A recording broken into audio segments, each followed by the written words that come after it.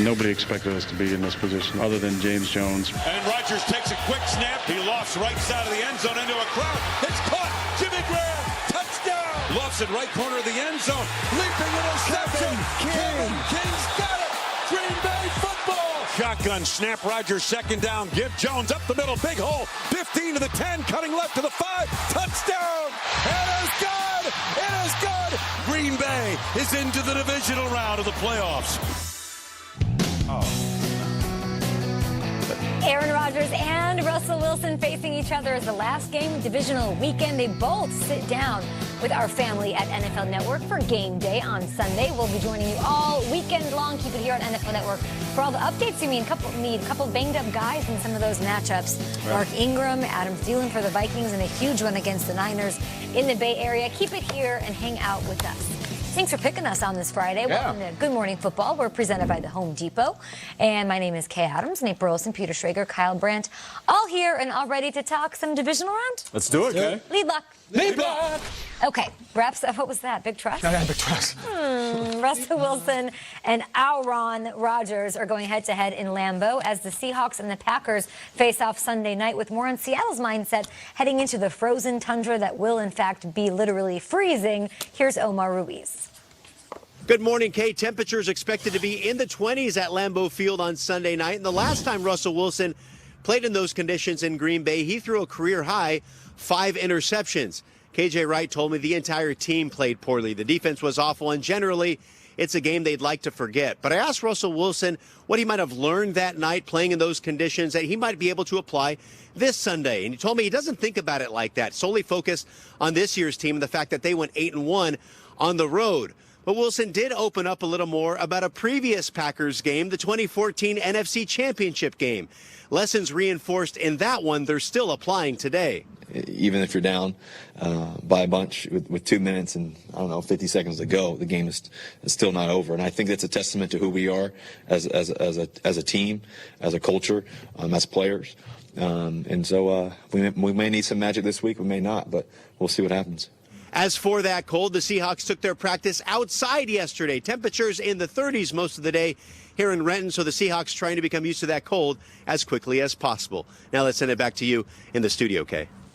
Thank you so much, Omar. When it does get freezing, teams tend to run the ball. So Ian Rappaport joining us now. In the wild card round, Marshawn Lynch had 6 carries for 7 yards against the Eagles. He did, of course, score. He got in the end zone. Can we expect to see more of beast mode on Sunday against the Packers? Okay, one of the reasons teams like to run the ball in the cold weather is because it hurts to tackle when it's really cold. And I can't imagine a running back that hurts to tackle more than Marshawn Lynch. And one thing that Pete Carroll noted earlier in the week is that he does expect Lynch to have an increased workload this week. The reason being, he got in there the first game basically off of his couch, or more specifically out of the Oakland Raiders parking lot where he was serving tequila shots. Then he played the next week and it looked like he was fine, did score a touchdown. But now it's been about 3 weeks for Marshawn Lynch, 3 weeks into his acclimation back into the NFL. He is in better shape now. He's much more game ready. They do expect him to be treated a little more like the starting running back that he has been. We're not sure how many carries that is, but at least it does sound like the Seahawks can rely on beast mode a little more than they did during his, let's say, introductory first 2 games of his short season. And we know Aaron Rodgers will certainly be relying on his run game. It's been leading the way, a focal point all season long, with Aaron Jones on the other side playing at home in the elements. Cannot wait for Sunday. Thank you so much, Ian. Talk to you in a bit.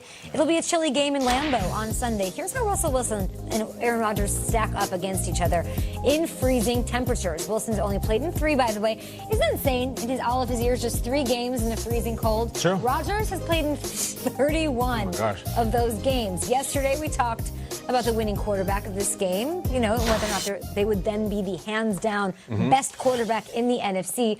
But there are so many factors going into this one. What does it come down to you? The biggest factor for me is the pocket, the QB pockets, because when you look at these 2 quarterbacks, of course, their arm strength stands out, their intelligence stands out, but for me, it's how they negotiate the pocket when it breaks down. So whatever quarterback can dance within the pocket to extend plays, that's the quarterback that's going to score more points. And ultimately, that's what it's all about when you have a matchup like this.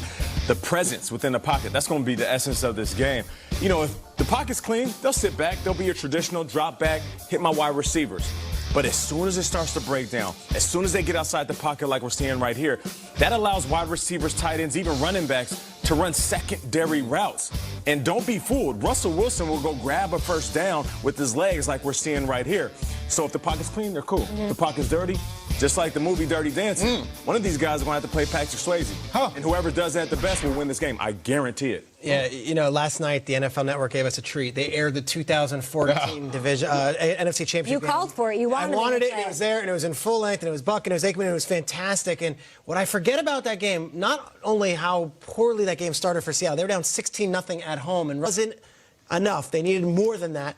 I can't let Russell Wilson have the ball last in this game. Defense needs to close the door once and for all on Russell Wilson. He does, and I'm looking back at some of those Seahawks-Packers memories. It brings me to my point. Aaron Rodgers has to kill the snake. The snake is Russell Wilson. This is a lifetime game for Aaron Rodgers, a legacy game. Odds are he's probably not going to have another 13-3 first-round bye season. It's just too tough to come by.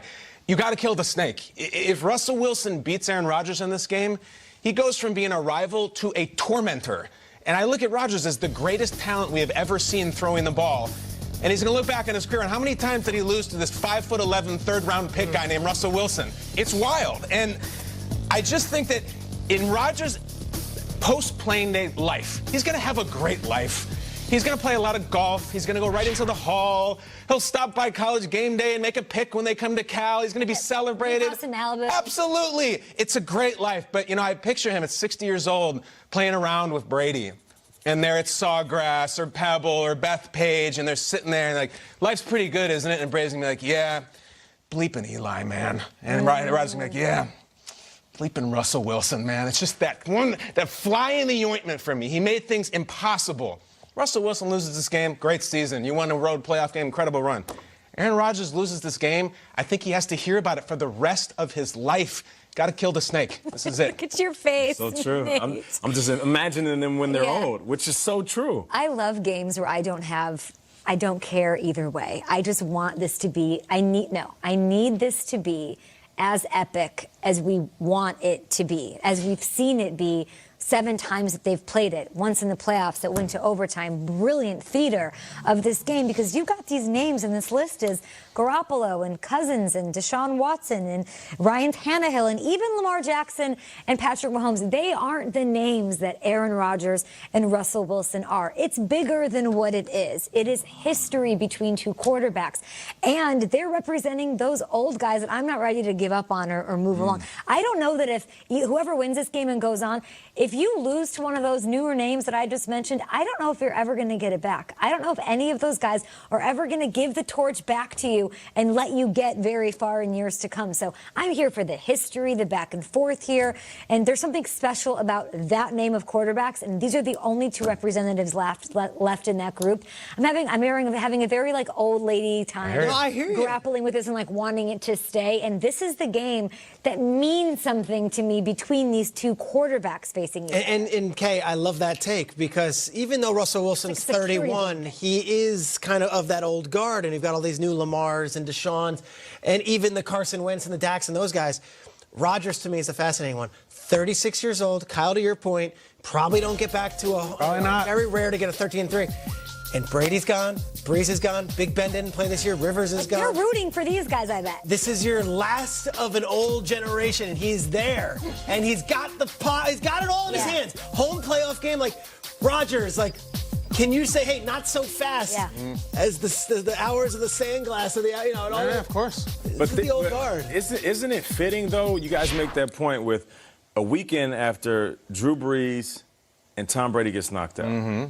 The bridge quarterbacks between them and the younger generation is literally Aaron Rodgers, Russell Wilson. The question is, do you think this generation that we're talking about holding on to is going to hold on to a chance to win a Super Bowl? Because this could be the year where the Lamar Jackson, Pat Mahomes knock off those guys. I know. And then that... I don't think they're ever turning around if that happens. I think the door sort of closes. And I like new things. I'm all about them, but only when I'm sick of the old things. This is a matchup, Green Bay Packers up against the Seattle Seahawks. I'm not over this. I'm still riveted by this matchup, so I'm not ready for it to My father's a voracious reader, refuses to get a Kindle. He's like, I like books.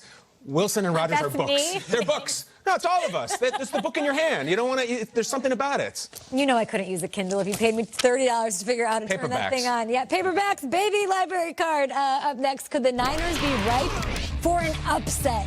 I think I'm ready to make my picks. Is that guy ready for an upset? Was it that conversation got you there? Kinda, a little bit. Yeah, I might flip a coin on that last one, but still. And it's this guy's first playoff start. Nate, do you think the nerves set in? I mean, he had experience in Foxborough. Hey, I'm telling you, it's about to get real.